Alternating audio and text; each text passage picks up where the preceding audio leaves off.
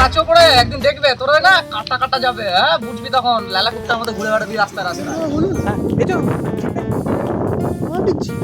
হ্যাঁ, আজকাল সবাই এখন টাকা পয়সা সবাই নিয়ে করে না, জিপে করে দিলাম।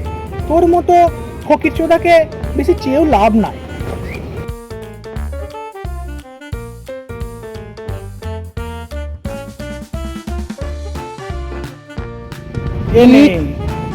ইরি কেলা এ কি সাধু বাবা রে, সাংঘাতিক সাধু বাবা না, আবার ফোন নিয়ে আসছো নাকি?